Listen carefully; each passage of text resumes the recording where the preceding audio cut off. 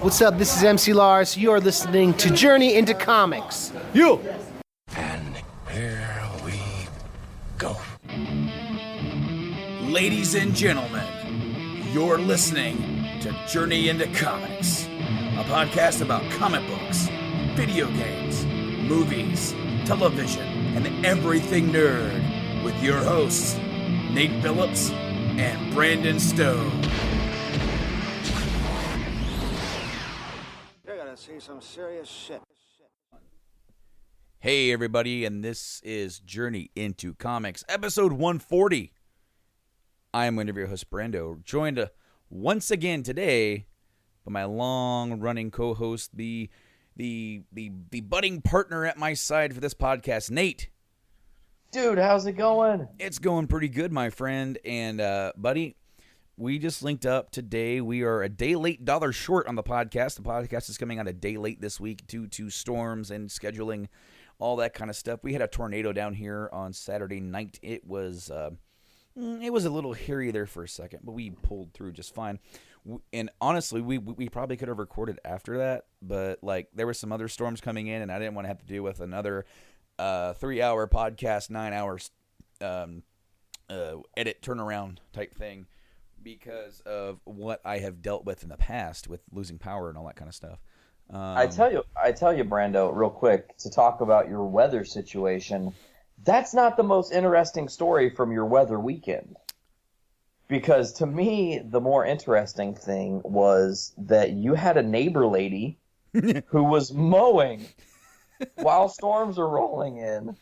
What the fuck is people thinking? Like, what is going on with this lady? You put the video up on your Facebook. Yeah. You just, she's out there mowing, storm clouds in the sky. I'm just thinking, man. Okay, well, let's just fill it in a little bit more for people.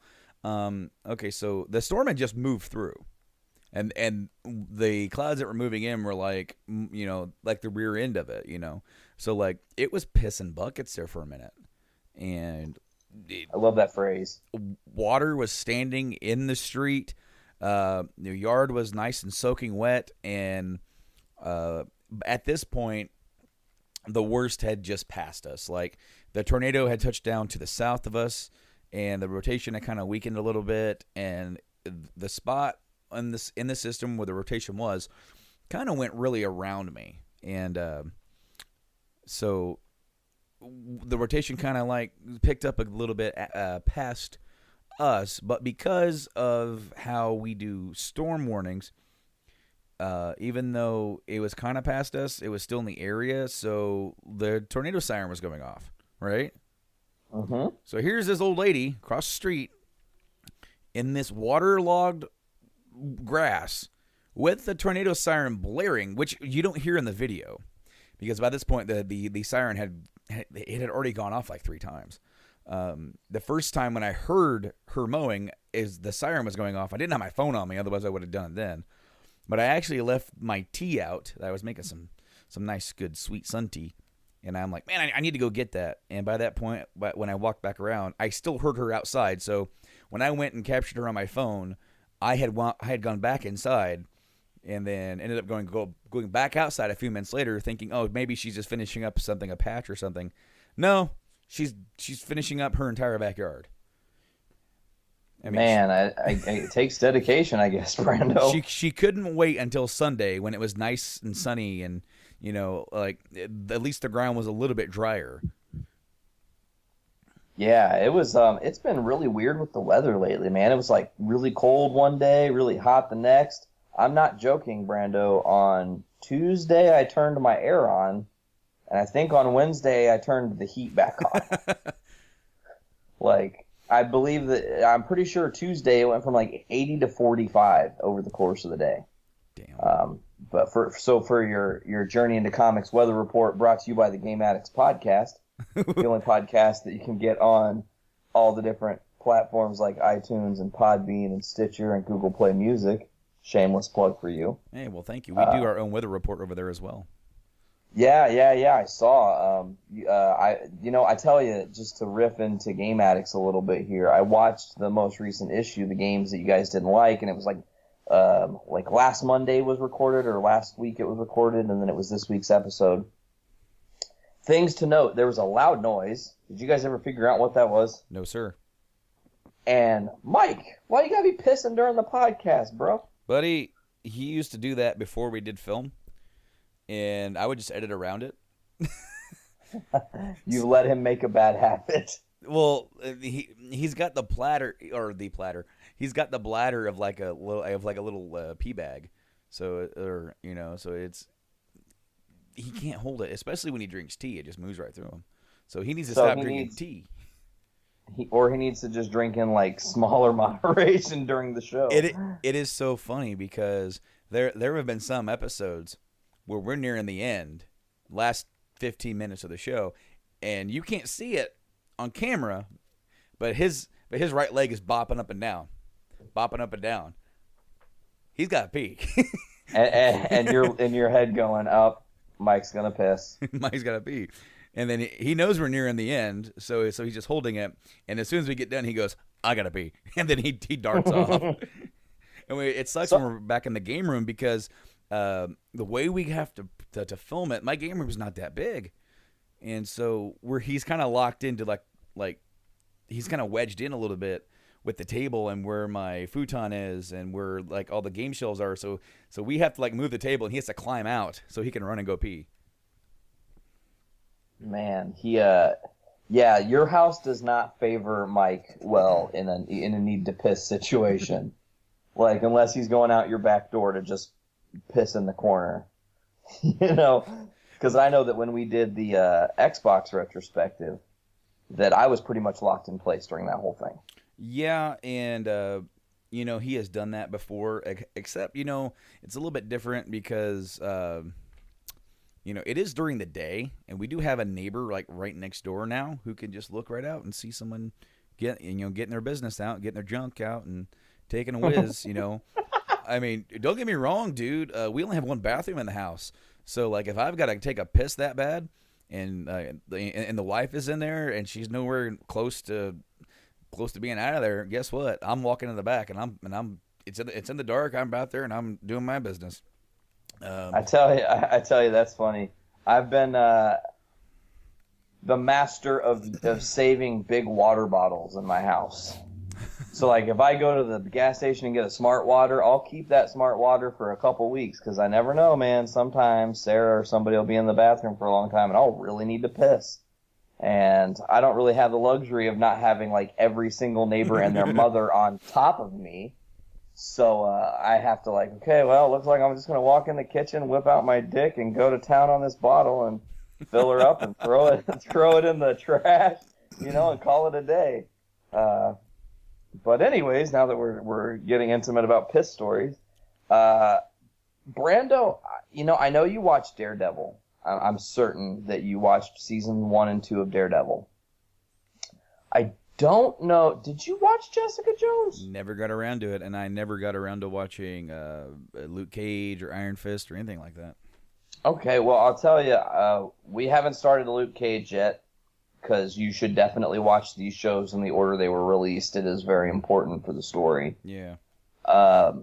This week, we finished both season 2 of Better Call Saul and Jessica Jones. I just want to briefly... without spoilers, I always try to avoid that at any shows that I think are worthy of staying spoiler-free. Jessica Jones, to me, is the darkest, most fucked up of any Marvel movie or show they'll ever make. It's pure psychological warfare, the entire 13 episodes. The story is amazing. It is extremely, extremely dark. Sometimes very hard to get through some of the stuff you watch. I mean, the main character, Kilgrave, his special ability literally is, if he tells you to do something, you do it. So he could be like Brando. Go to the top of your house and jump off head first. And even though in your head you're going, I don't want to do that, you're forced to walk up there and just without thinking about it, jump off your roof head first. And that mechanic of a bad guy who has the ability to say something and it happens makes for great show. It makes for extremely high drama, in my opinion. And I will say that so far, for me, both seasons of Daredevil, this season of Jessica Jones, Marvel has done no wrong in the Netflix world. I know that people have given extremely high praise to Luke Cage, which I haven't got to yet, and on the same token have shit all over Iron Fist. But I know The Defenders is coming this year, The Punisher's coming this year. I'd really like to get all the way caught up. You know what I'm saying? Right on, right on. I've heard Jessica Jones was good, and I definitely know more about the gist of what happens in that show than I do the other two. I feel like I was able to, on a positive note, stay away from that. Jessica Jones was a little bit more. I think the show kind of surprised people with how good it was, and so when it came out, I definitely saw more people talking about it, like on social media, and saw people just blurt stuff out than I did for the other two. And be that as it may, Nate, we have some.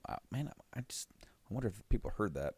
I couldn't hear it because I had my headphones on, but like a door on my entertainment center kind of just fell over and made a noise. We have late breaking news here on the show. News that broke just today. News that didn't appear in our email feed. At least I didn't see it. I didn't see it either. News that you didn't know about until I said something to you. And I literally thought you were fucking with me. No. Like, I thought it was ha funny.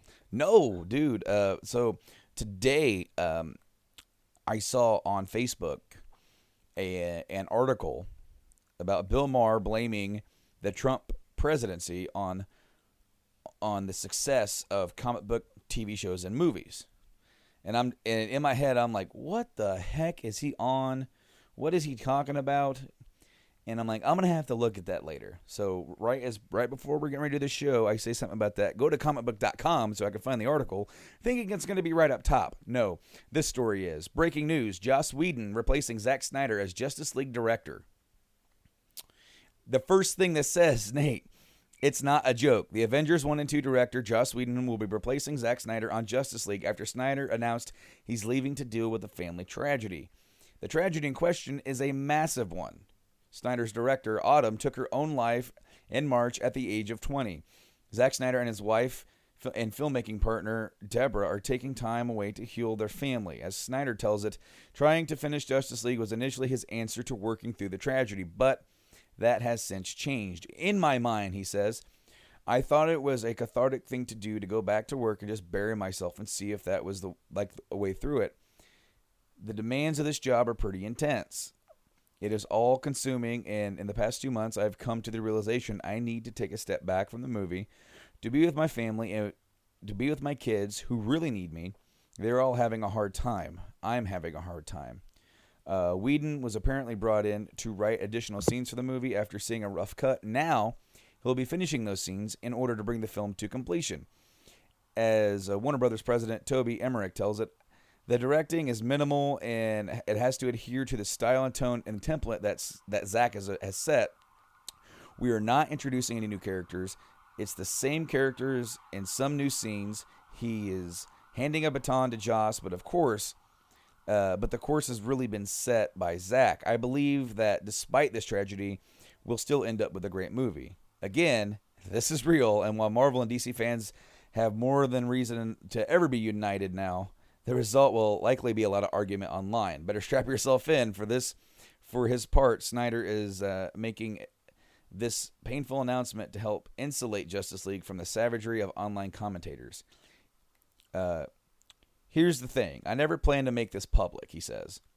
I thought it would just be in the family, a private matter, our private sorrow that we would deal with. When it became obvious that I need to take a break, I knew there would be narratives created on the internet. They'll do what they do. The truth I'm past caring about it. That kind of thing right now. I want the movie to be amazing, and I'm a fan, but all that pales pretty quickly in comparison. I know the fans are going to be worried about the movie, but there are 7 other kids that need me. In the end, it's just a movie. It's a great movie, but it's just a movie. We wish Snyder's family support and well wishes during this difficult time, and wish Whedon the best in stepping into a tragic situation to craft something that both fans and Snyder himself will be proud of. That was the article on comicbook.com. Yeah, man, this is crazy news to hear. I mean, it's strange as far as timing is concerned. First of all, to Zack Snyder and his family, that's a terrible tragedy. That kind of thing is something that really haunts people, and you don't ever want to have to live through that. Obviously, losing a child, first of all, but having it in that situation, to kind of take it away from the comic book side of things and be real for a minute, But to look at the bright side of this in a really dark situation, and there is no bright side. Joss Whedon knows what he's doing. He knows what fans like. So what this is going to give the opportunity to be is Joss is going to be able to see everything that's on the cutting room floor. He's going to be able to reevaluate. He's going to be able to look at Zack Snyder's narrative and say, okay, where can we make this better? Where can we make this more full? Now, I did hear a recent rumor, and this is going to probably be all-encompassing in this rumor, that JOSStice League did start reshoots recently, like just as early as a couple days ago. So it is no surprise to me now that we're hearing about Joss coming on. I'm guessing this has been news they were going to break for a while, and that maybe Joss has been a part of this all the way back when he was announced as the Batgirl director, you know? Mm-hmm. Well, and this is... It's interesting. It's interesting, especially if they were going to go in and do some reshoots. Obviously, that's probably more than what Zach wanted to do. He's in post production, finishing off this movie, but I mean, in reality, I mean, you're looking at, he said 7 kids. Yeah. Of course, we didn't get any ages there, but we can only surmise because Zach's not really that old of a guy. I am getting hounded by the siren monster. I'm hearing it right now. That's actually bizarre. I had the siren monster before we started recording, and you have one while we're recording. Yeah. Well, normally I'm all kemped up in the game room, and you really can't hear it too well on the podcast, but I got my back door open and my window open with some breeze coming in. Obviously, okay, back to it though. Snyder's got 7 kids, and obviously he's not that old of a guy, so they're probably younger, some of them younger than 20. They're all dealing with this too. And when you're in that kind of position where he is to deliver a major motion picture for a major production company like Warner Brothers, he has a dedication to try and finish that. But at the same time, dude, family is so much more important than anything. He is right. It's just a fucking movie. It's just a fucking movie. And as with any movie, sure, as fans, I mean, we're hyped up or pissed off or not excited. People have varying levels of interest in all of these superhero movies, But at the end of the day, it's he owes more to be there for his family. That is his job as a father, is to be there for them, and they'll be there for him too. And because that isn't, I don't remember hearing about that at all. That wasn't broken. That they did a really good job of keeping that news private. I didn't know that unfortunately that she had taken her life until today. Based on that, I don't know how much Joss is going to have a say in this. I do imagine that the film will say directed by both, and there may even be a in memoriam mention, which it's classy. Okay, sure. But I mean, what does this do? Because we mentioned here on our show before that we don't know how much more Snyder's going to do past JOSStice League, right? With the reception of BVS being what it was, JOSStice League had to come out, and it kind of had to be what BVS wasn't. It had to. It can't be a smashed-in narrative. It needs to be a cohesive story, and I feel like that most of all of anything is what plagues BVS, because it's the same thing that plagued Man of Steel, where Man of Steel they do their whole origin thing, but they do it in a way that kind of smashes the narrative together and makes it kind of muddled. Unfortunately, BVS, as I've said many times here, it's like the sequel to that plus the first Justice League movie. Or at least a preamble, right?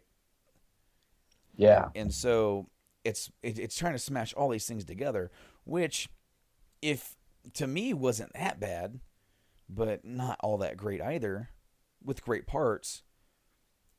Snyder now was like up against the fences. He had to put together a movie that was going to deliver.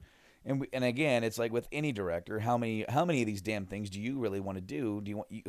You always want to move on to something, a new challenge. You know, superhero movies are not an easy thing to produce, and they are definitely out aplenty. Of course, Whedon is doing the Batgirl movie, but what does this mean for Justice 2? Does this mean that he will be back and get another swing at Justice 2? And it's like, one thing is that, like, if this Justice movie fails to deliver, people are going to start like trying to point the blame. Where this movie was mostly done before the tragedy, people either they are gonna say, "Oh, this is all Snyder's fault," or is the blame going to go to Whedon? Honestly, I don't think that any of that really matters. The only thing that I can see it is like they may look at it as a point of seeing this as almost kind of like a baton toss, and then based on this movie, if they're going to make another one, they may go forward with the Batgirl project and let some of these other movies come out, and then come back around to whoever's available. If Snyder's available to start the pre-production for Justice 2, they might just go ahead and let him do it. If they kind of want Joss to go ahead and do it, they may want him to do it. They may make him drop Batgirl to do it. Man, we don't know, because see, there's a difference with how you have to remember that there's a clear difference between Marvel Cinematic, DC Cinematic. DC Cinematic isn't just the DC, it's fucking Warner Brothers. And that's a much different beast than Marvel. correct. You know, Marvel does have the Disney backing behind it, but ultimately you've got to remember that dealing with these DC characters, it's not DC the company, it's Warner Brothers. So it's a much different mindset. And one thing we got to think about, Brando, the thing that actually pushed Joss Whedon out of the Marvel Cinematic Universe was it Ike Perlmutter, right? And his very corporate look at things. What if Joss gets into another situation like that? Maybe, he makes the Justice League a fantastic movie. It sells better than it's ever going to sell. He brightens the color palette just enough, whatever, in post-production to make it, more appealing or whatever. We don't know what the movie is, so I'm only speculating here. I don't think that he's going to mess with it that much, though. Especially with the movie being done, other than some reshoots and some other finalizing stuff. I think he's going to see this movie to the end, and he's going to try and keep Snyder's vision as best that he can. As a nod to Snyder, saying this is Snyder's movie, and right now he's dealing with some shit, and he's got to go do that. So right now, I'm going to be a boy right now, and I'm going to step in, and I'm going to do what I would hope he would do for me. I don't think that he's going to really affect Justice League all that much. Well, I guess we're just going to have to wait till November to officially see, Well, and then begs the question. November, jeez. Yeah. And that's a great question. Do we end up getting this movie this year? Will this one event push it back? If they absolutely need to, they could probably push it to March. I don't think they want to. And honestly, I think that's a reason why Joss is stepping in, because I think they want to hit that mark this year. And I honestly, from everything that I have heard, Wonder Woman is great. Yeah, man, people are raving about it. But hey, Brando, not to derail our podcast, I have more late-breaking news. Oh, go, by all means. In a bizarre turn of events, Deadline has revealed that the upcoming Spider-Man Homecoming star Tom Holland has been officially cast to play Nathan Drake in the Sony Pictures impending Uncharted film. What? the movie, which is apparently being redrafted as a prequel to the hit games. Okay, which makes sense why he would be younger. Is being directed by Sean Levi, produced by Charles Roven, Avi Arad. Avi was really a big key component to the first Spider-Man movies being a success, and Alex Gartner. Sony Pictures chief Tom Rothman was reportedly inspired to make these changes after seeing the latest cut of the Spider-Man film. So he liked the new Spidey enough that he said, no. We don't need to cast an old Nathan Drake. We need to start at a prequel with this young kid. That's cool. That's awesome because that means that we're not just getting an adaptation of like Drake's Fortune. We're getting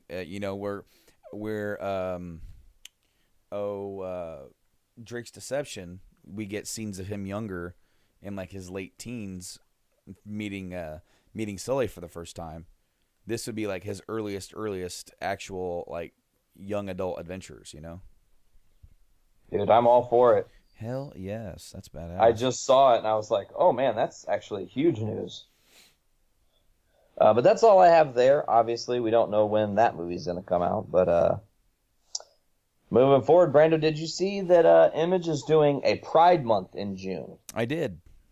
Now, did you see the Walking Dead cover or any of the covers? I saw the Walking Dead cover that has Jesus with the pride flag, right? Yeah, ripping a walker in half. And the thing I love the most is it almost kind of, I know it's for Pride Month, but it almost has like a star-powered Super Mario look on the logo of The Walking Dead. Because it's in the rainbow color, and it kind of like fades into all the different colors. And I was like, oh, Pride Month, that's super cool. It kind of looks like Mario, star-powered. Rad. I can't wait to get that cover, though, for the next issue, Roads End.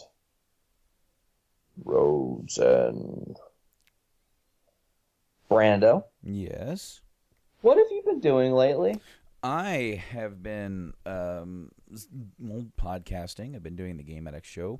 I've been doing this show. I have been being a dad. I've been cooking. I've been cleaning house. And I've been playing a lot of Persona 5. Yeah, man. I tell you, I know about the Persona series. Sarah has Persona 3 and 4, and I think Persona 3 Fez or something is what it's called. FES, Fez, yeah. That is the Persona 3 plus the expansion. And I have that one. I have Persona 4 on both the PS2 and the Vita. And I have Persona 1 on the PSP. Then I have the PlayStation Persona 2, which is part 2 of the story, and I have the part 1 that's on PSP. So, let me start this all over. Nate, do you want me to educate you on the Persona series? You know, I actually know kind of a little bit about it, but it's like the Persona is like your... I don't want to... I think I'm talking out of turn, but isn't it like your character kills themselves and that's like their spirit form? Okay, in Persona 3, how you summon your Persona is the dude shoots himself in the head. Oh, okay.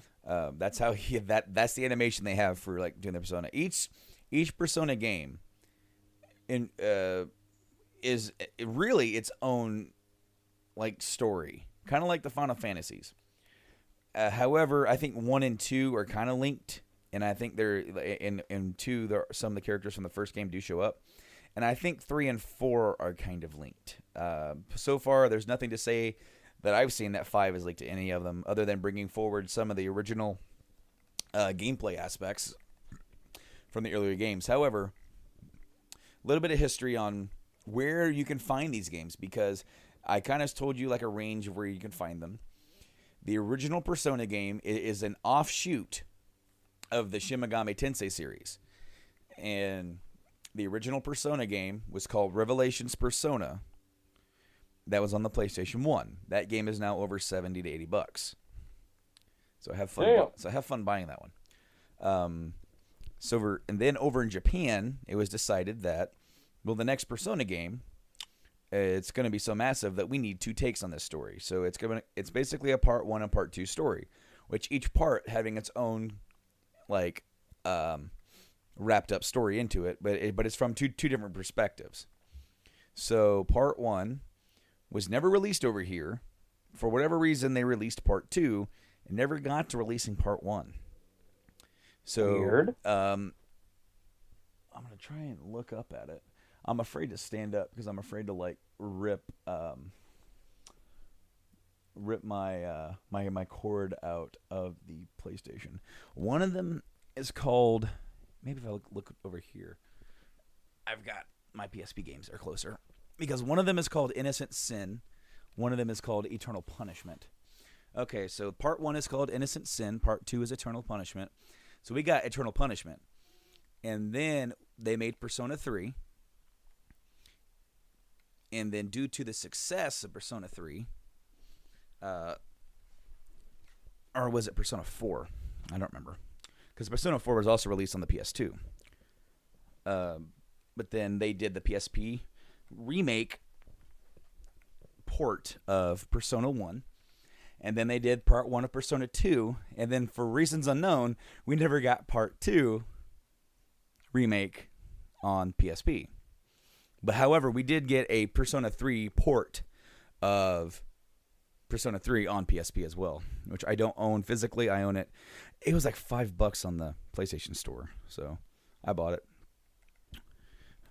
Persona 3 Portable was the first game in the series where you could actually control your whole party. Historically, they have it to where you control your character and your character only. Your party acts either as you command them to via AI or their default. So Persona 3 Portable, 4, and then now 5, you can have it to where you can control them, which I would suggest. I don't like having people being like controlling themselves and being stupid. However, Nate, I started with 4, and I started playing it on the Vita. Because they did a port of Persona 4 Golden, which is the premiere version of 4 to play it on the Vita. It has a whole epilogue and everything to it. Dude, that game was awesome, and that playing that game is what got me to buy all the others, and then ultimately pre-order the Take Your Heart Premium Edition or Collector's Edition of 5, which if you go over to the Game Addicts podcast, I did an episode where I unboxed that. I don't remember what episode that was, though. I think it was 27?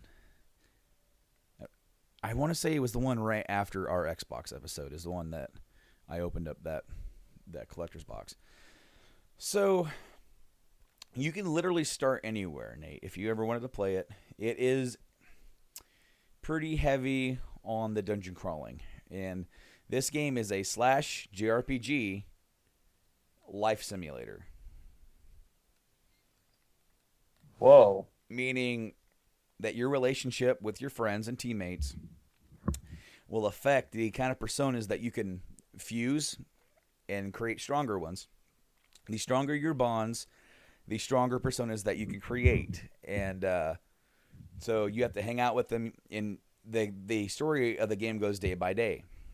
4 and 5 go on by a calendar basis, whereas I think all the other ones go by a moon phase basis.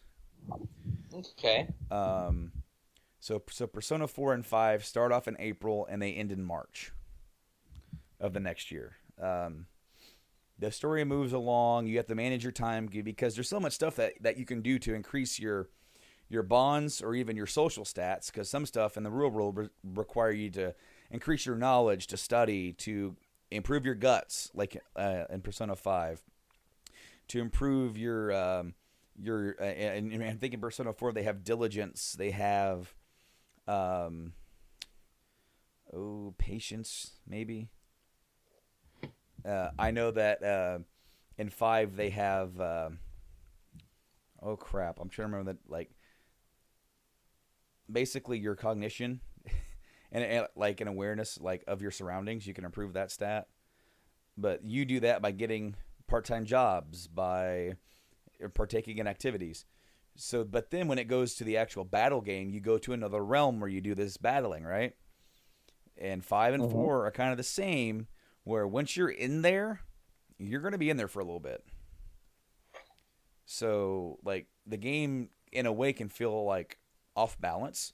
5, though, they started adding safe rooms, where you go so far into the dungeon, and you can save, and you can even leave and come back and fast travel to that safe spot. In 4, you can't. You leave that dungeon, you start over from the beginning. And that's what I liked about playing 4 on the Vita, is that if you're in a long dungeon, it's like you're just, man, I need a break. Well, guess what? Turn this system on standby and walk away for a while, or even a couple months, like I would do. But on 5, it's on PS4. It's also on PS3, I think. But you can't really do that. So I'm glad that they did that, because, man, sometimes 4 was a trek to get through those dungeons because they were so long. Because I want to say almost every single dungeon in Persona 4 was 10 floors long. And some of those floors, they're just like hallways with different doors to go into.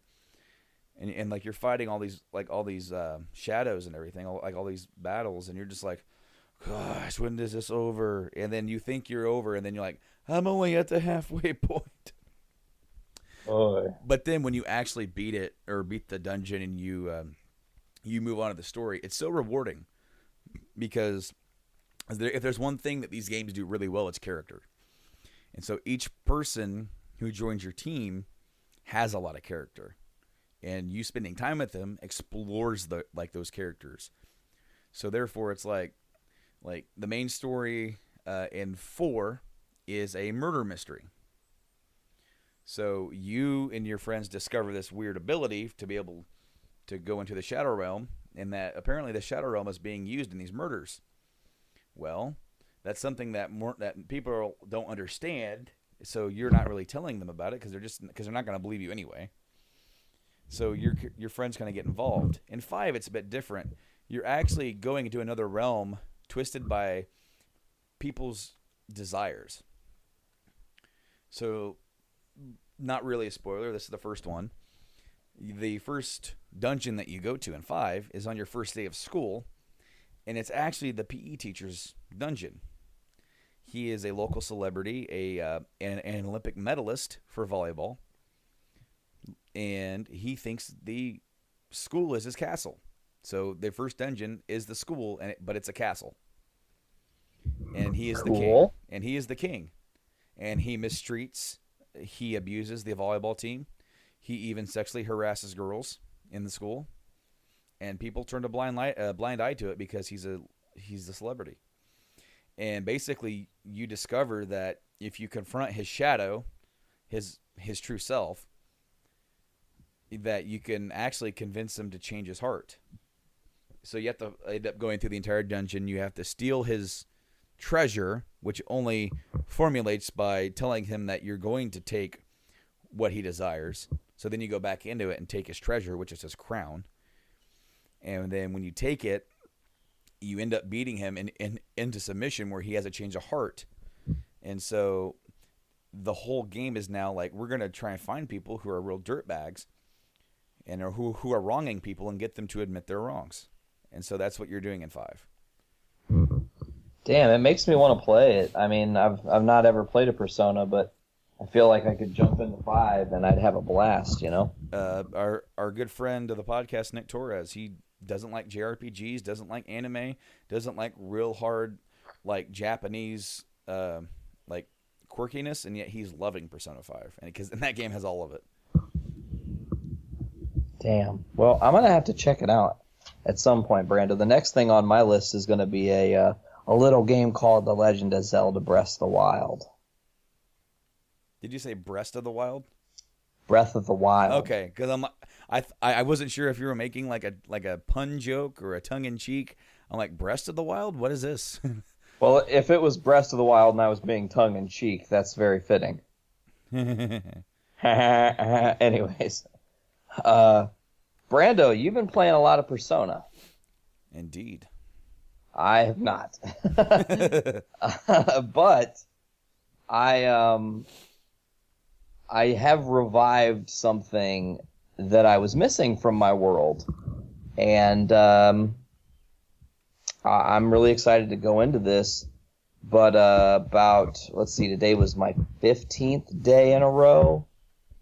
Today was my 15th day in a row of Wii Fit Plus. I brought the Wii back.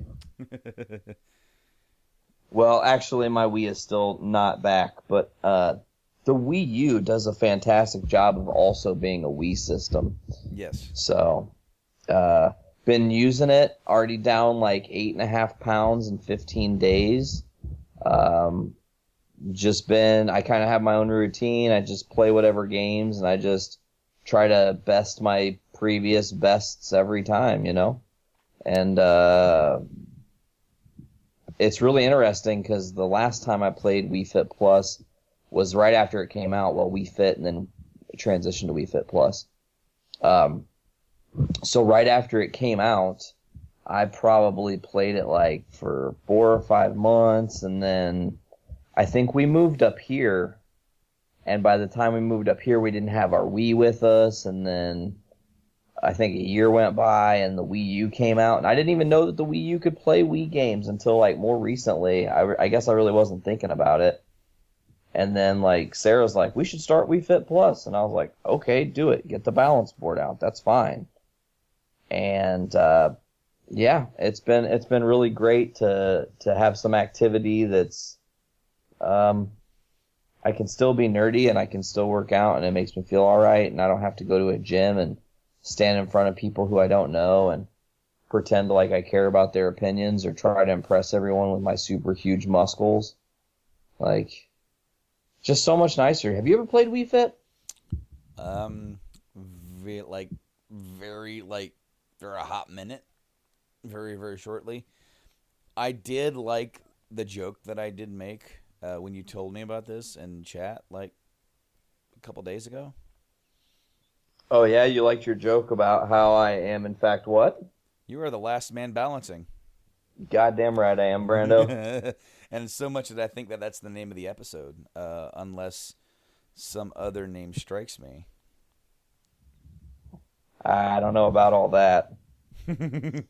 Me? I don't know. I really liked it. It was really like it was right off the top of my head. Maybe I'm not as funny as I think I am.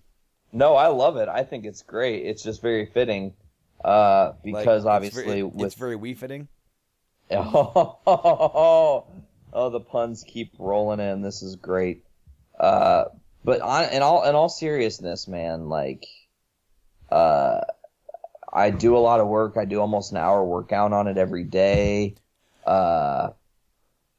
It's funny because when I was younger, sometimes Wii Fit would yell at me, you know, and be like, hey, you're not doing a good job of being healthy, you dick. And now I'm like doing Wii Fit, and, you know, I just had my 30th birthday like last month, and it told me yesterday that my Wii Fit age was 20. And that made me feel good. So that just goes to show you that the older you are in real life, the less that you have to do on Wii Fit for it to be satisfied with you. Correct. Oh, you're an old dude. Breaking it down. Here, feel better about yourself. Let's see, you're 23? What the fuck, dude? You are so old on here. You need to do more activity. Well, it's funny because the first day I got back on the Wii Fit, it told me I was 41. And I was like, shit, we got some work to do. Hey, 5 days. Well, like what? Like was it 5 days? 15 days? How much? Yeah, So, okay, only so 15 days. 15 days and 20 years younger. Yeah, I'm happy on that. You know, If only that worked in real life. Wow. Yeah, that'd be great. That's the fountain of youth. I found it. It's in Wii Fit Plus. That's what the plus means. Yeah, you'll live forever. as long as your Wii system still works. Where do Mii's go when they die? Is there a me heaven? I don't know. Or is there a me hell or a me purgatory? Interesting questions on all forms. Also, I think a funny name for this episode could also be JOSStice League. You know, it just hit me like right there. I don't know why, but All right. yeah. That wins for now. Okay, we'll hold on to that for this particular second. It could be both. I don't care. But yeah, man. Just to update a little, we just did a little mini tangent for the Game Addicts. But the next thing up, I think we want to do is bring Blaine's segment on, and listen to what Blaine has to say. Right? Yeah, I do think it is time to dick around a little bit. So why don't we cut over to him and see what's going on in his world? Take it away, Blaine. Insert intro here. What's up, ladies and gentlemen? The D is here. And I've brought you another segment for the week. So here we go. Okay, so first things first, I'd like to talk about The Flash a little bit. This week's episode, man, goddamn.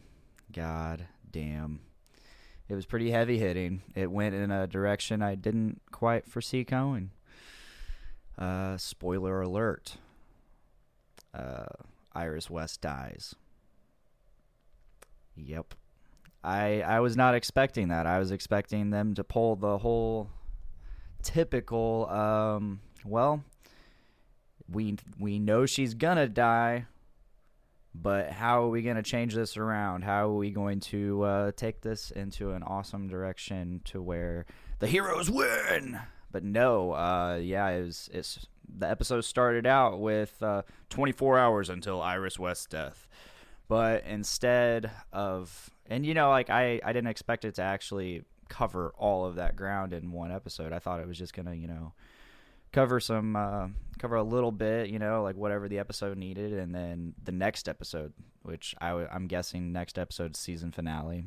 I'm not sure. I haven't checked like how many episodes there's been, but I figured next episode they were gonna have the final showdown where it was like life or death between Flash and Savitar and Iris West, but no, they went there. They definitely went there, and I was very shocked by the results. I thought for sure, everybody was gonna make it out alive, and then they would have to figure out a way to defeat Savitar past that point.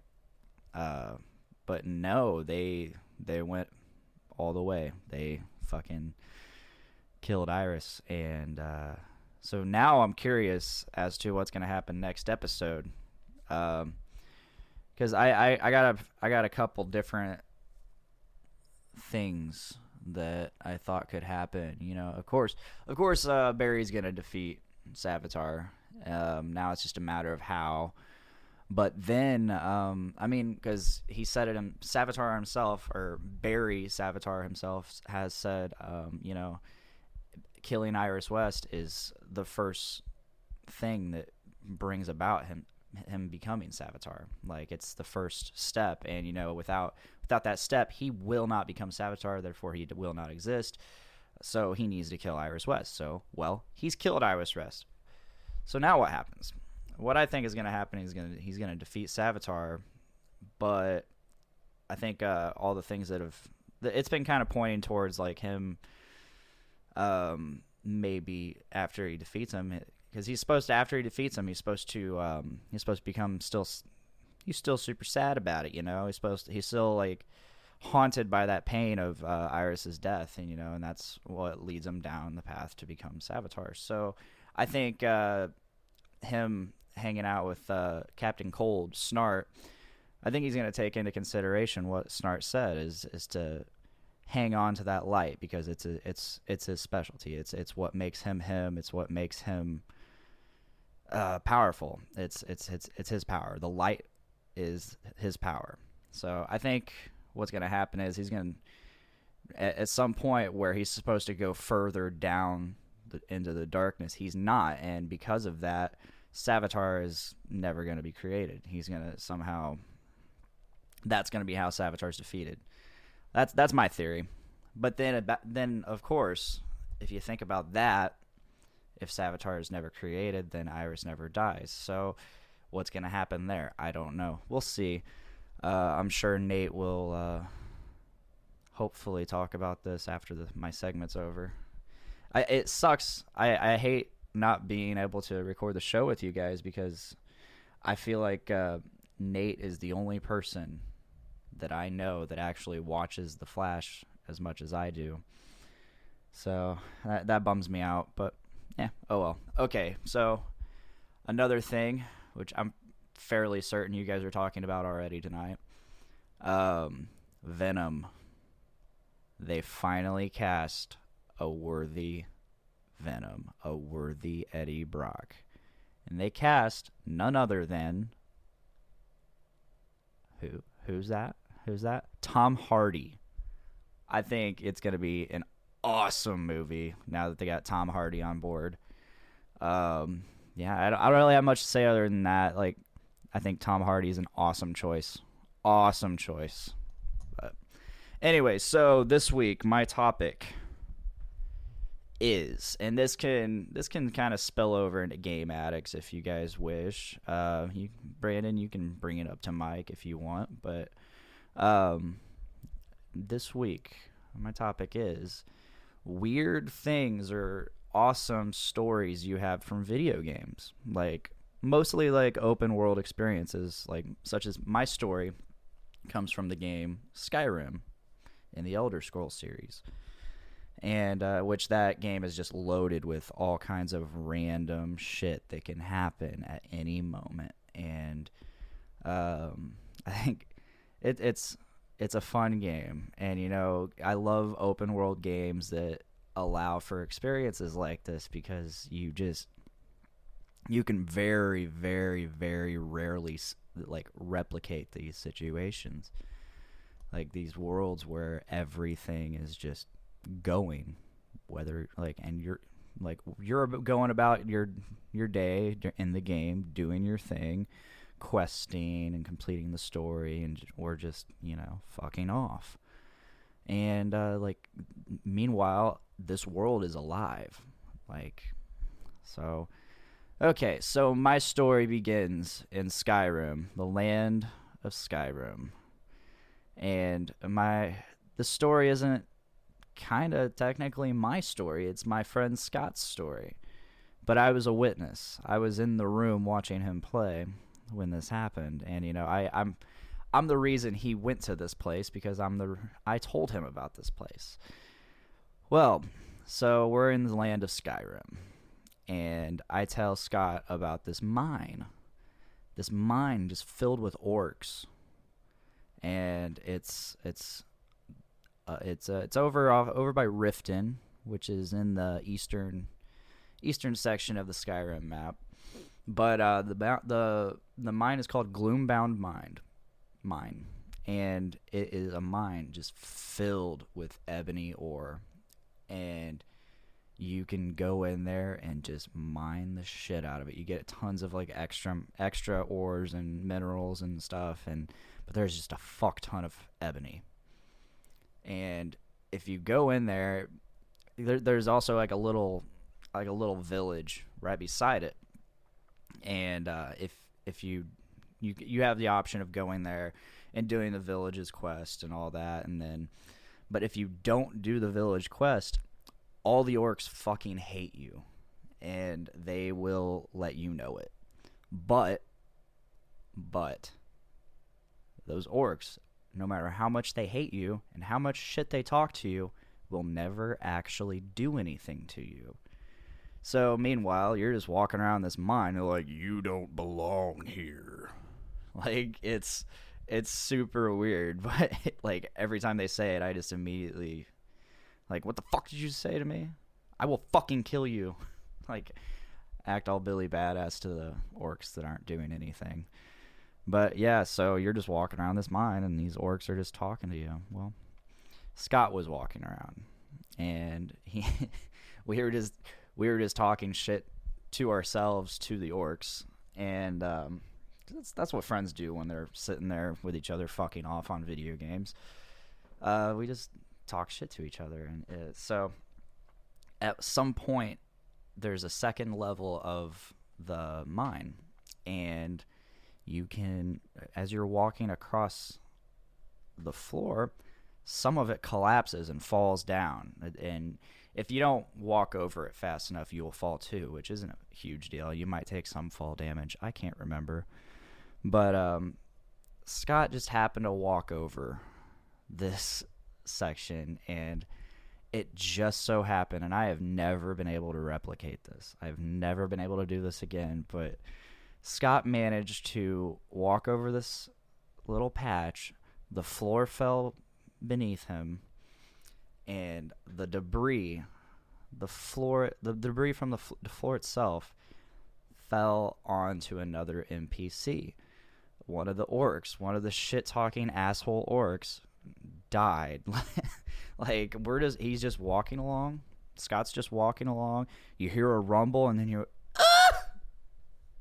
Yeah, that's the sound the orc makes, or something similar. It's been a couple years, but so we hear this sound, and we go investigate. Because when I heard the floor rumble, I knew what it was. I'd been there before. I'd experienced this, so I was like, "Hey, the floor went below you, or the floor collapsed." So he goes and looks, and there's a fucking dead orc just laying on the ground, but down the hole. And not only is there a dead orc, but another orc walks by, and he says to himself or to the dead orc, he's like, "Yeah, poor bastard. Probably better off." And my friend Scott and I just died laughing. I took a picture of it. That's kind of the reason I brought this up, was because the other day I came across it in my Facebook memories, or my time hop, and I had to say something about it. So anyway, yeah. What do you guys have any awesome, funny, hilarious gaming stories, like that it was just like a once in a lifetime thing, like you can never replicate it, or very rarely replicate it? So let me know. The D is out. Peace. All right, and we're back. Brando, I want to say that I want to avoid, I know that Blaine really went into detail there on some Flash stuff from this past week's episode. To get into that, he and I are planning to do a special this week covering season 3 of The Flash, talking about all these things and different things. The only thing I want to throw into the hat is he spoiled something that happens in this episode, and I want to say that is what we saw in last week's very extremely sad episode of The Flash is not exactly what we're seeing. I think that there are some tricks being played. There is some technology in the Flash world that allows people to look like other people, and I think, without giving too much away, that is how we are going to get around what happened last week on the episode of The Flash, where time literally ran out. But moving forward, Brando, I got to get your thoughts on this. We didn't actually have it on the rundown, and then Blaine talked about it, and it was like, fuck, it's probably really good that we should talk about it. I'll say this exactly. What do you think of Sony's Marvel Universe Venom, and who they have cast as Venom? I like it a lot, because I think it's very fitting, unlike the Topher Grace casting. You know, we just did Future Tripping. Next week, we'll be releasing an episode of Foodie's Watching Movies that was recorded yesterday. Poor Boy and I were talking about this a little bit, and, that's exactly what we were saying, is like, Topher Grace was built like pretty much the exact same size as Tobey Maguire. We know in the comics that Eddie Brock is a little bit older and much larger than Peter before the symbiote takes over. But my question to you, Brando, is how do we do a Venom movie and not have Spider-Man in it? No idea. How do you do how do you do a Venom movie and not have black suit Spider-Man in it? I mean, I feel like there's an interesting conundrum right now, and maybe this is all being teased now because July is right around the corner. Spider-Man Homecoming is coming soon, and it's possible that Sony and Marvel already have this deal worked out, and they are going to share their universe and allow, okay, you guys want to do a Venom movie? Cool. You make the Venom movie. Tell us who you need in it. Oh, you need Tom Holland? Okay, great. We're going to limit him to only having so much to do with this movie because he's not the main focus of the movie. It's Venom is the main focus of the movie. But I think they backed themselves into a corner a little bit here, man. Correct me if I'm wrong. Sure. And I know I'm not. But Venom has his powers. He's the Venom symbiote took and copied the powers of Spider-Man. Yeah. So the Venom symbiote has that. So therefore, Eddie Brock has that. His big rival in the civilian world, another photographer, in the hero to villain world, that's one reason why Spider-Man cannot sense him. His spider sense does not work with Venom because he can't sense himself. Correct. And so to do a Venom movie without having that, that's the origin of Venom. That's how Venom starts. It starts with that Eddie Brock versus Peter Parker.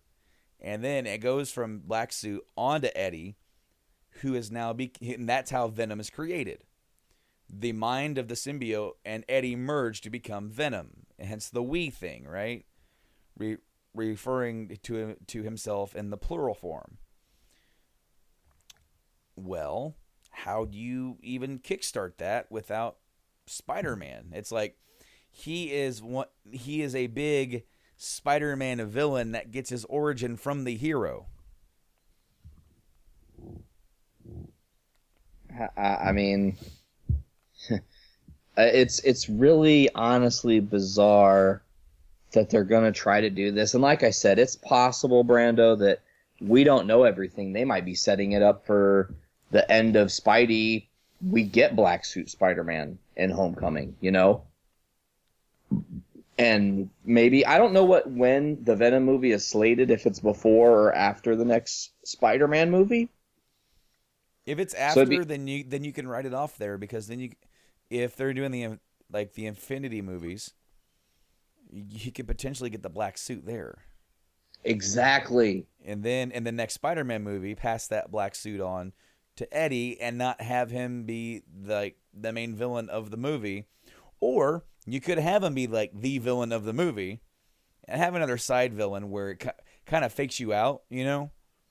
Where Eddie is the main villain, but you spend the first part of the movie building up him as like the civilian villain, and then have Spidey take care of another villain, like maybe a smaller size villain, and then during that's when he has the Passover, and Spidey thinks he's safe, and then you spend the rest half of the movie dealing with Venom. Therefore, you're not putting yourself into a Spider-Man 3 corner where he's in the last 20 minutes of the movie. Yeah, not very good. That was poorly done. That whole, that's a whole other podcast, and we have still talked about wanting to go through and watch all of the Spider-Man movies, the Tobey Maguire era ones. To me, Brando, here's the thing that's odd. I get it. Tom Hardy, he's a big fucking dude. You cast him as Bane, and you fucked that up. They almost cast him the matter of opinion, mostly fucked him up on the voice. Disagree. I didn't mind the voice. Disagree 100%. Really? He's doing a Spaniard voice. Well, I guess that's not wrong, but it just didn't sound right. I don't know how to describe. Maybe it was too much Sean Connery. I'm not sure. Well, but look, listen to the guy who he did the voice off of. He was like a bare knuckle fighter. He's from Spain, and he kind of sounds like that. So they were looking at basically, instead of going with because this is the Nolan verse, instead of going with the preconceptual like luchador style of Bane, who's from Latin America, they decided not to really nail down his origin, with the only hint being from Tom Hardy doing that voice. And then, of course, he sounds, sure, he sounds kind of like Connery in a way. But if you listen to the guy that he's doing, like, it's almost kind of like when Johnny Depp took like dude from the Rolling Stones. I can't remember his name right now. Dude that never dies. Keith Richards. Keith my Richards. friend. When he takes Keith Richards' voice and mannerisms and kind of morphs Jack Sparrow out of that, Tom Hardy did it. Kind of did the same thing. Tom Hardy's a very, very talented actor. The reason why he was chosen for Bane ultimately is because he can act with his face, and you see that in Bronson. If you've ever seen Bronson, he does a lot of really cool face actions in that movie, which made Nolan think this guy can act through a mask because he's going to have the contraption on his face, and that's going to be very different from the last guy who was playing a villain who was very animated and very he could do a lot of stuff even with all the makeup on. I mean, with all that makeup on and everything, you wouldn't know it's Heath Ledger. So he's also able to really transform his body because he put on, I can't remember how many pounds of muscle just for Bane very, very quickly. He's really ravaged his body for his movie roles to the point where he deals with a lot of chronic pain because of it. So here's a guy who can bulk up and be that, like we talked about, and we brought up in the past on other episodes, how Topher Grace just didn't look the role as Venom. Venom has always been, in the comics, this over-empowering force. It's like, take Spider-Man and make him a big, bulky jock. That's who Eddie Brock is. So to take Tom Hardy into that, natural. And the dude's a talented enough actor to make Eddie Brock an interesting character. Depending on your opinion, Eddie Brock can or cannot be an interesting character. Venom's an interesting character. Eddie, on his own, it just depends on your tastes. I agree. I think it depends on... Brando, I think we're in an interesting new uncharted water with these movies because we saw... Suicide Squad is an attempt at a bad guy movie, but they weren't real... they were bad guys, but they were forced to act like heroes. So there's that. Also, not to spoil anything, but I don't think they officially confirmed, and maybe I'm double backing here a little bit. They did not confirm which Venom we were getting for this movie. You're right, because it could be Agent Venom. If it's Agent Venom, then he's not even playing Eddie Brock. He's playing Flash Thompson, and that's a whole different, what the fuck, Right. So, I still think he's talented enough, though. I think Tom Hardy can do anything that he puts his mind to as far as acting. I know that we need to sit down and we need to have a watch and discussion of The Dark Knight Rises because I was able to get one person who vehemently hated that movie to see it differently. And that was through a lot of discussion. We spent hours on that discussing the nuances of that character.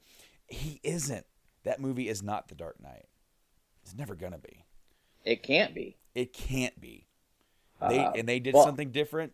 It delivers in some aspects, doesn't in others. It's not a perfect film, but I felt like it was just as good as Batman Begins. So you have Batman Begins, The Dark Knight, and The Dark Knight Rises. You have 3 really fucking good Batman movies. God, that's so rare, especially in nowadays where we have all this negativity coming towards the DC side and for them struggling to put out a movie that really knocks it out of the park like Nolan did. And really, I guess you could say that was his own, that was his own undoing, was to make a movie as awesome as The Dark Knight and go, well, I can't top this. I might as well just quit.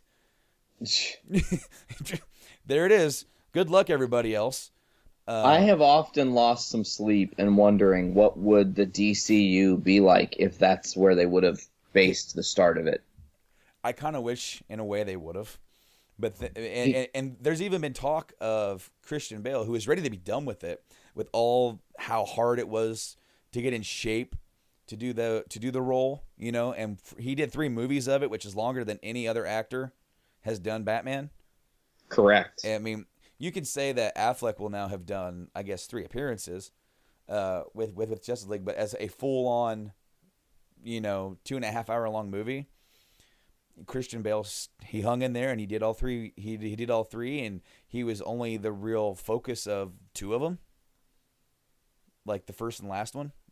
Really had a lot of dealing with him. The second one was kind of like more of a Harvey Dent story, which is cool. That's awesome. That's what made that movie really, is our Batman took a back seat to that. But like you think about that, and it's like then he comes in later. You know, he was ready to be done with it, as any actor probably would be after all the hell that he had to put himself through for 7 years to do that role around the other roles that he wanted to do. It really dominated his life.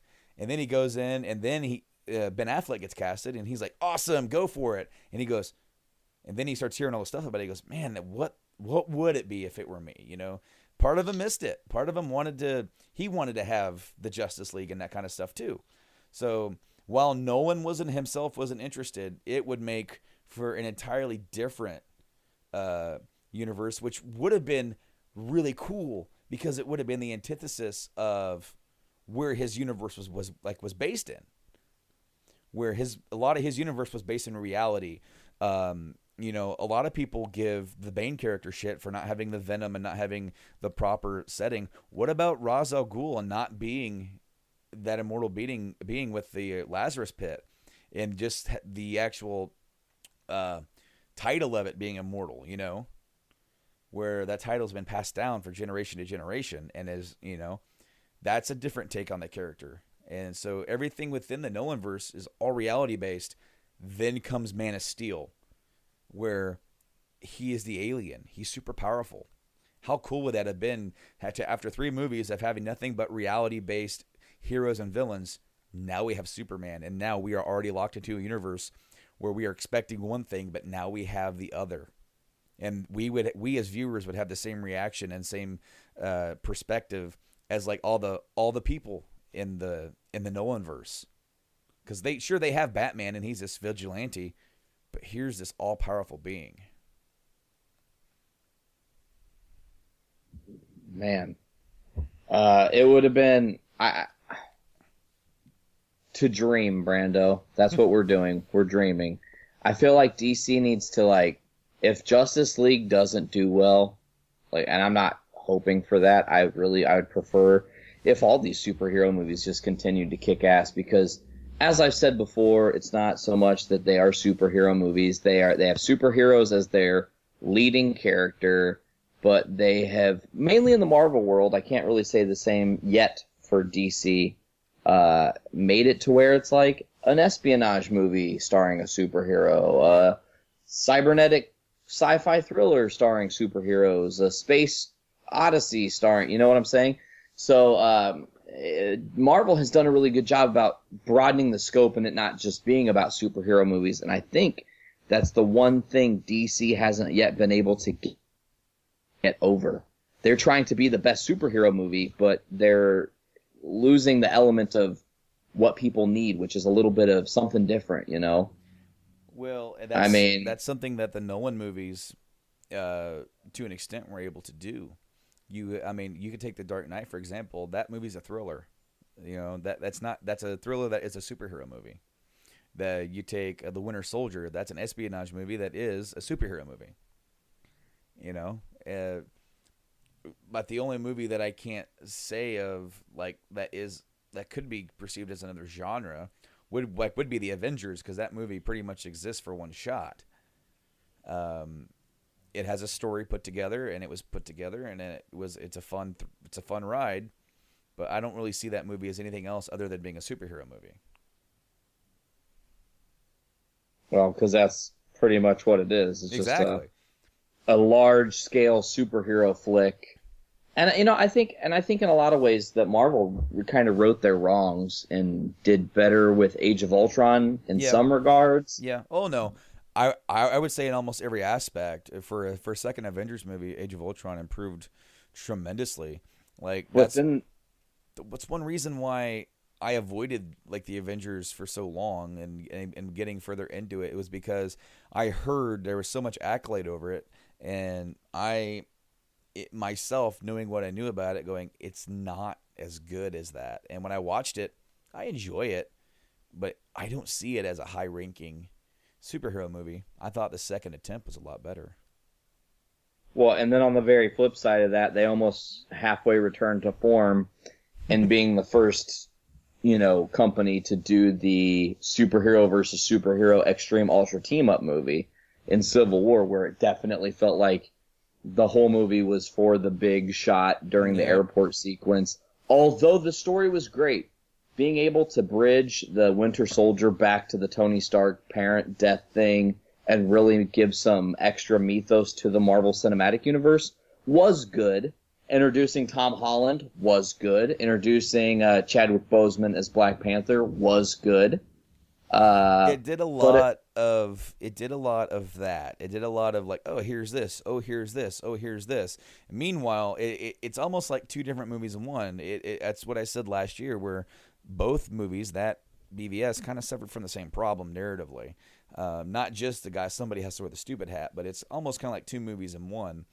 It's just that the Civil War movie kind of was able to do it a little bit better than BVS did. BVS was like so scrunched together that it's hard to make out what was going on.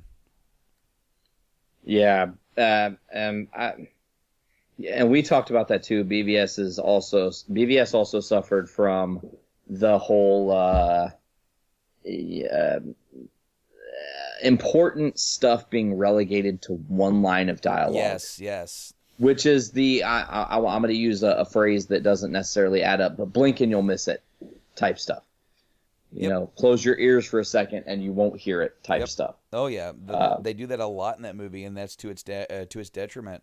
Whereas, I feel like Civil War to a point was much better written in that regard.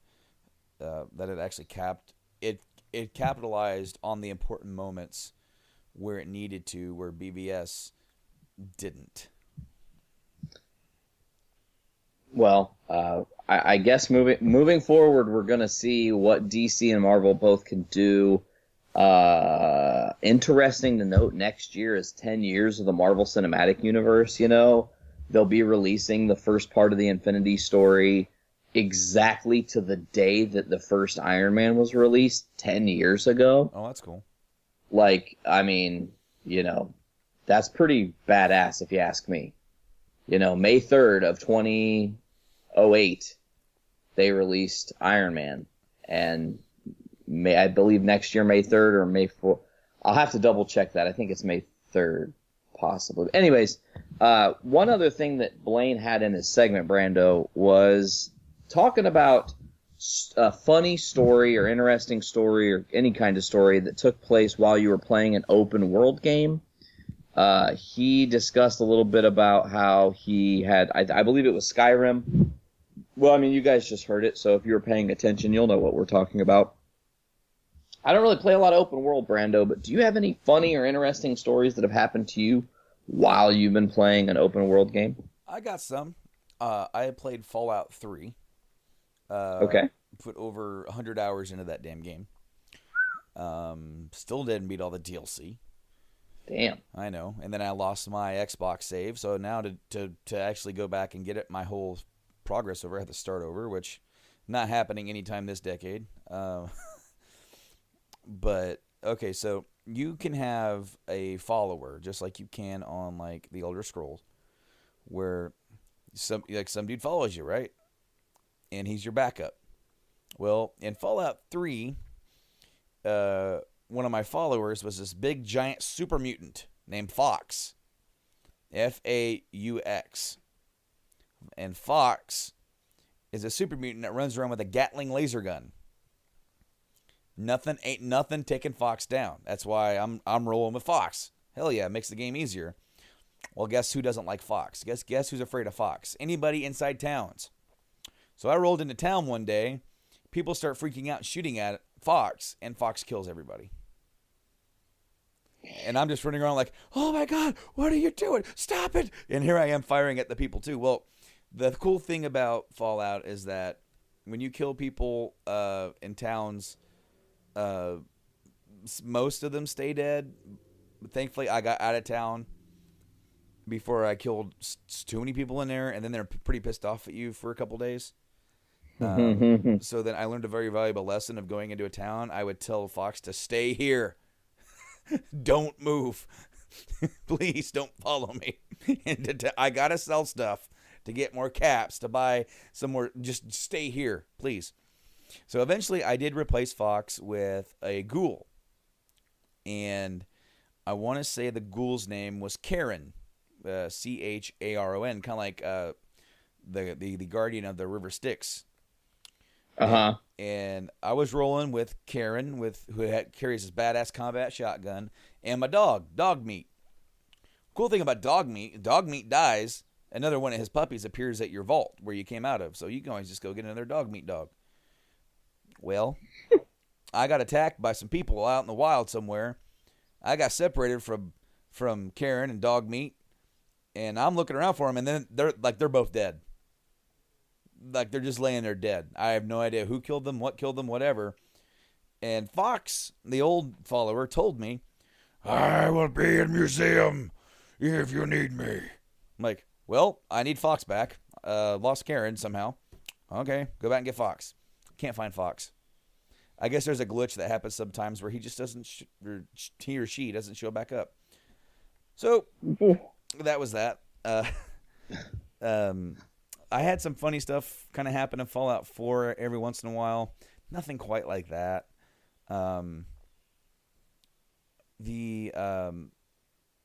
Okay, so not kind of open world. I played GTA 4 online for a while.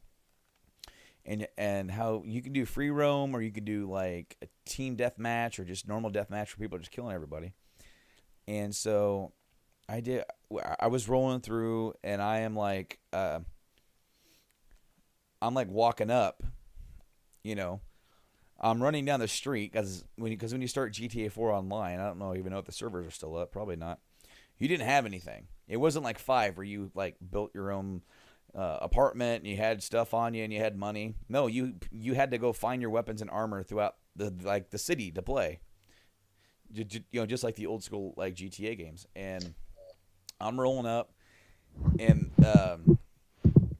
I get inside a car and I start rolling down. GTA 4 is Liberty City, so it's like Times Square. And then there's this dude standing in the middle of the street, and this other dude in a car. And this one dude in the car is firing at the guy on the street. And all of a sudden, that dude in the car takes off like a bat out of hell. And I'm like, what the hell is that guy afraid of? Dude had a rocket launcher. Whoa! And then, he shot it right at me. And he blew my car up and killed me, but my car kept going and rolled him over and killed him. So did you jump out? No, he fired, I didn't realize what he had until it was too late. Okay, so you had no chance. I was going to run him over. And that didn't happen. Well, but you still did. Yeah, my dead body inside the car. The car kept going because it blew up, and the car was still in motion. It went boom, and it went up, and it just started sliding, and it still ran him over and killed him. I don't really have any funny, crazy thing open world stories that happen, but I'm always a fan of finding weird glitches in games. And if you had the expansion maps for the Halo 2 game, they had it was the legendary map pack that came out, right? It was a separate disc. You had to buy it. You would upload it to your Xbox, and then it was extra multiplayer maps. Well, once you did that, for whatever reason, there were some added glitches in Halo 2. And what you could do is you could set up a multiplayer game, put overprotective armor or whatever, overcharged armor on, get a rocket launcher, grab a Banshee, flip it upside down, stand on one wing, shoot the other wing with your rocket launcher, and launch yourself out of the game, essentially. You could break the game and go up and be above buildings, and you wouldn't see the floor. You'd just be standing on glass. Just holy shit, I'm really way up here. Now, back when I was doing this often, because I really loved doing this, I used to, on VHS, record myself doing some of these crazy glitches, because there's actually another level where there's a shield. It's not a Banshee, but you can take a shield and flip it down and break the game. And that's really cool because the level that is broken, they fully developed all the map. But they limited it with the glass ceilings that they used to do, you know? Yeah. But there were, for whatever reason, certain holes in these glass ceilings. And if you hit it right with your rocket launcher jump, you could shoot through it and then walk on the outside, which was really great because in that level, there actually was the extra armor. So you could get a rocket launcher and actually do that in game and then snipe people outside of the game. Oh, hell.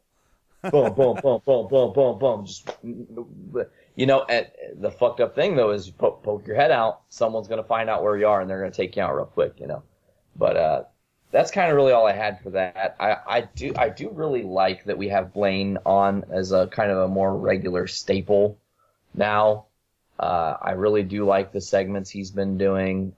Next week, as I said, we're going to be doing a special discussing the Flash, Brando. And you know what is crazy? This week is CW finales week. Supergirl finale is actually going to be on in like 30 minutes. Arrow is on Thursday or on Wednesday, and the Flash is obviously tomorrow night. This has been a great season of CW DC TV. So for Supergirl, the finale essentially is Supergirl versus Superman. I won't fill in any spoilers or why that is, but that's the battle we have. In the Flash, you've got Barry versus Savitar, which is really Barry versus Barry. Confusing, I know. And then on Arrow, and this one's going to be really interesting to note, but you have Oliver Queen, Malcolm Merlyn, and Slade Wilson versus Prometheus. Prometheus on Lian Yu for the finale. So it's going to be a great week at DC TV. I really cannot wait to finish up all those shows, man. It's been a awesome year of TV. I know next year they've actually switched the schedule around for the CW verse. Supergirl is still on Mondays, Flash and Legends on Tuesdays. Arrow has been moved to Thursday, though. And people are wondering, why would you move Arrow to Thursday? That's so weird and dumb. It's always been on Wednesday. You have Supergirl, then Flash, then Arrow, back-to-back-to-back days. That's because during the mid-season this year, we are getting another CW superhero show, Black Lightning. And the trailer for that came out. Brando, I don't know if you've had a chance to see it or not. It looks okay. I don't know if I'll be actually a fan of that show. Like, it might be the first CW show that I don't really follow, honestly. Now, I heard a rumor that might not even be within like the confines of the Arrowverse, if you will. To start, that is the plan, to keep them separate.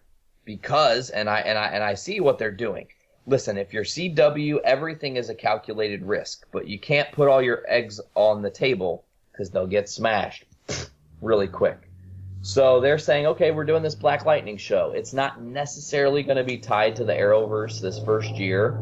That way, if Black Lightning sucks, they never made a commitment that he would go to the Arrowverse. Yeah. If it's good, they can find a reason to bring those universes together. Barry and the team from Flash have the ability to go to any multiverse that they want to.